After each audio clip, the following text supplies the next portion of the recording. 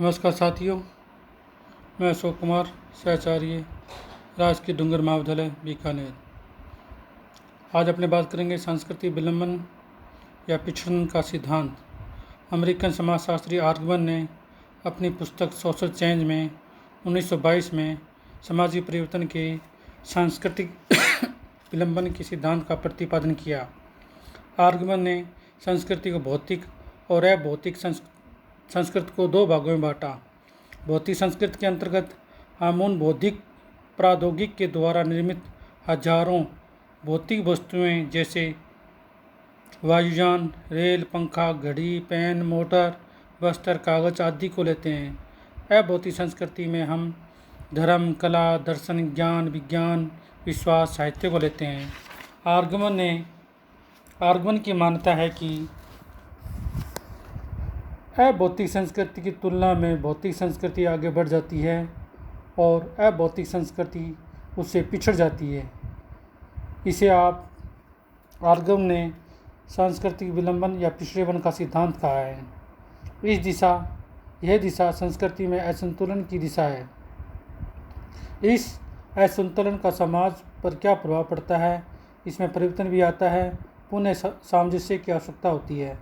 वर्तमान समय में भौतिक संस्कृति के पक्षों जैसे कलपुर्जे, मशीन आदि का तो खूब विकसित हुआ है, किंतु उसी मात्रा में अभौतिक संस्कृति के पक्षों जैसे धर्म, दर्शन, कला, साहित्य आदि में परिवर्तन नहीं होने से वह पिछड़ गई है। सांस्कृतिक विलंबन या पिछड़न के सिद्धांत से स्पष्ट करने के लिए आर्गमन ने कई उदाहरण दिए हैं। जैसे वर्तमान समय में उद्योगों का बहुत विकास हुआ, किंतु श्रमिकों के हितों के कानून धीमी गति से बने हैं। इसी प्रकार से सड़क यातायात का विकास तीव्र गति से हुआ है, किंतु सड़क के नियम देर से विकसित हुए। कृषि और नवीन विधियों या यंत्रों का प्रयोग हुआ, किंतु भू सुधार के कानून देर से बने। इस प्रकार भौतिक संस्कृति और अभौतिक संस्कृति में असंतुलन पैदा हो गया है और इनमें अनुकूलन नहीं हो पाया है। अब अपने बात करते हैं संस्कृति का महत्व। नंबर 1, संस्कृति मानव की आवश्यकता करती है। नंबर 2, संस्कृत व्यक्तित्व निर्माण में मौलिक है। संस्कृत मानव को मूल्य आदर्श प्रदान करती है। संस्कृत मानव की आदतों का निर्धारण करती है।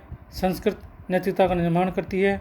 संस्कृत व्यवहारों में एकरूपता लाती है। संस्कृत अनुभव और कार्यों को बढ़ाती है। नंबर 8, संस्कृत व्यक्ति को सुरक्षा प्रदान करती है। नंबर 9, संस्कृत समस्याओं का समाधान करती है। नंबर 10, संस्कृत समाजीकरण में योग देती है। नंबर 11, संस्कृति ही परिस्थिति भूमिका का निर्धारण करती है।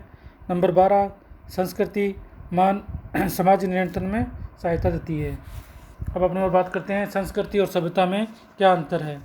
संस्कृति और सभ्यता में प्रसिद्ध समाजशास्त्री मैकायर पेंच ने इन दोनों में मतभेद पाए हैं। नंबर 1, सभ्यता की माप सरल है, किंतु संस्कृति की नहीं। सभ्यता सदैव आगे बढ़ती है, किंतु संस्कृति नहीं।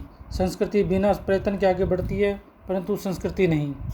नंबर 4, सभ्यता के बिना किसी प्रयत्न या हानि को ग्रहण किया जा सकता है, किंतु संस्कृति को नहीं। नंबर 5, सभ्यता साधन है जबकि संस्कृत साध्य है। नंबर 6, सभ्यता बाह्य है जबकि संस्कृत आंतरिक है। नंबर 8, सभ्यता में परिवर्तन व सुधार संस्कृति की अपेक्षा सरल है। नंबर 8 सभ्यता मूर्त है जबकि संस्कृत अमूर्त। नंबर 9, सभ्यता शारीरिक सुख प्रदान करती है जबकि संस्कृति का संबंध मानव के मानसिक और आध्यात्मिक सुख से है। नंबर 10, सभ्यता में रेखीय परिवर्तन होता है जबकि संस्कृति में चक्रीय। नंबर 11, सभ्यता के प्रति कोई मानसिक लगाव नहीं होता जबकि एक व्यक्ति संस्कृति के प्रति मानसिक लगाव रखता है, उसका आदर करता है। नंबर 12, सभ्यता का मूल्यांकन सरल है जबकि संस्कृति का नहीं। नंबर 13, सभ्यता में गहराई का अभाव है जबकि ज्ञान प्रत्येक व्यक्ति प्राप्त कर सकता है, किंतु संस्कृति में गहराई होने से उसका ज्ञान प्रत्येक व्यक्ति तक नहीं जा सकता। नंबर 14, संस्कृति का प्रसार केवल एक ही दिशा में है, एक पीढ़ी से दूसरी पीढ़ी को होता है, जबकि सभ्यता का प्रसार चारों ओर होता है। अब अपने बात करेंगे सभ्यता और संस्कृति का संबंध। नंबर 1, सभ्यता संस्कृति की वाहक है। नंबर 2, सभ्यता सांस्कृतिक क्रियाओं को शक्ति प्रदान करती है। नंबर 3, सभ्यता संस्कृति का पर्यावरण है। नंबर 4, संस्कृति हमारी सभ्यताओं की दिशाओं को प्रभावित करती है। संस्कृति के अवस्था स्तर मार्गों ने इन्होंने 3 स्तर बताए हैं। नंबर 1, आर्य अवस्था, बाबर व्यवस्था, सभ्य व्यवस्था।